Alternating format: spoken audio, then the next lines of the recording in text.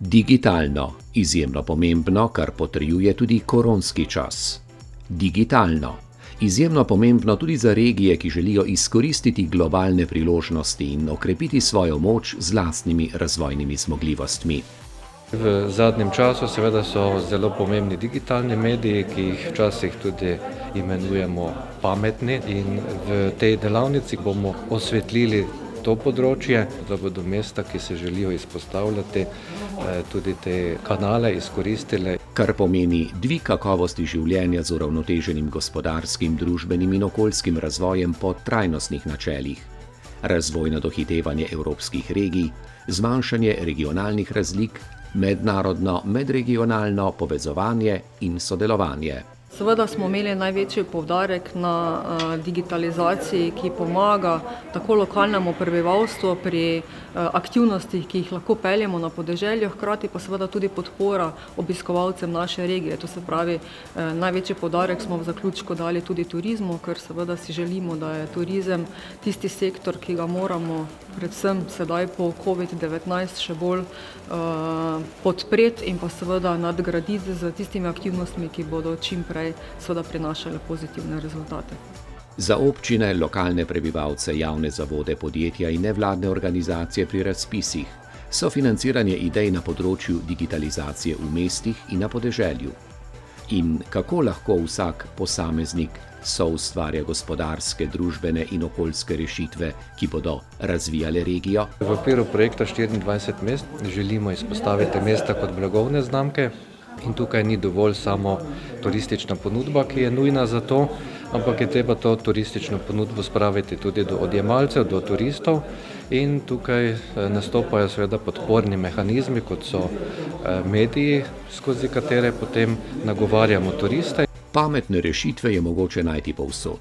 Turizem, razvoj podeželja in podjetništvo, obnovljivi viri energije, socialne inovacije, podnebne spremembe, servis socialnih storitev, samozaposlitev in kreiranje novih delovnih mest, izobraževanje, mobilnost, skrb za zdravje in za ranljive ciljne skupine. Naj izpostavim tisto problematiko, ki je najbolj pereča, prav gotovo Wi-Fi omrežje po celotnem območju, da lahko na vseh turističnih točkah in pa na znamenitostih dosegamo tiste osnovne informacije. Kar je pa tisto ključno za ponudnike, pa je to, da seveda lahko z aplikacijami ponudbe in povpraševanja gradijo na še bolj učinkovitem trženju. Učinki so večji, če se povežemo, če gradimo na skupnih zgodbah in seveda ponesemo glas Pomurja širše v Slovenijo in pa tudi v Evropo. Ki ji imamo kaj pokazati. Zato mora osrednja pozornost temeljiti na turizmu, podjetništvu na podeželju, odličnosti v gastronomiji in vinu ter krepitvi konkurenčnosti, saj le ta področja prinašajo največjo dodano vrednost in zadovoljstvo v lokalnem okolju. Naši gostje, ko stopijo v Prag in stopijo v naše prostore Doma Penine, imajo možnost degustirati vrhunska vina in penine. Imajo možnost se sprehoditi skozi naše vinske sobane, da si prvo pogledajo, kako pripravljamo zlato radgonsko penino po klasični tradicionalni metodi od leta 1852 naprej. Sprehodijo se skozi klet, skozi rimsko kolo in skozi krajši tunel stopijo v klet pod slap, kjer nas zdravijo, se podružijo, zapojajo. Imamo pa tudi družbe, ki se tukaj poročijo. Potem imamo tudi kongresni turizem.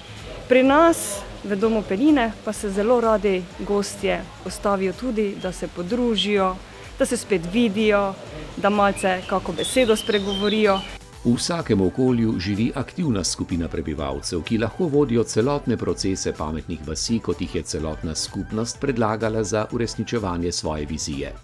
Smo izpostavili predvsem zgodbe primerov dobrih praks, ki jih želimo v prihodnje vnesti tudi na področje Pomurja, saj se zavedamo, da le z sodelovanjem, povezovanjem in pa z skupnim reševanjem problematike, ki dejansko na tem območju še vedno je močno zaznana, lahko dosegamo tudi podporo evropskih projektov. Zato je treba povezati številne dejavnosti zasebnega, javnega in nevladnega sektorja, ponudbe in razvoja izdelkov, trženja, upravljanja odnosov s strankami, pa tudi prometne infrastrukture, spleta, trajnostnega ravnanja z odpadki in tako naprej. In težiti k razvoju zelenih destinacij po načelih nič odpadkov, družbena odgovornost in trajnostni razvoj.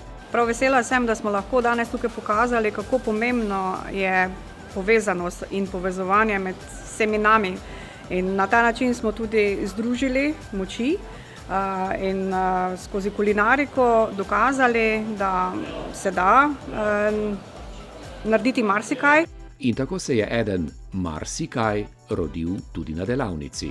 Smo z sodelovanjem Radgonskih goric danes naredili eno posebno sladico. Glavna komponenta je njihov Hugo, ki je odličen. Jaz sem dodala pa samo domačo smetano, prekuhano z malo vanilije, po vrhu sem pa potresla maline. Vse to in še več pa lahko soustvarjajo samo pametni ljudje. In kdo je to? Prav vsi, ki jim je mar za lasten razvoj in obenem sosedov razvoj v smeri odličnosti in zadovoljstva. Na zdravje! Dobro. Res dobro. Dobrota v kozarcu Tako. in pločevinki.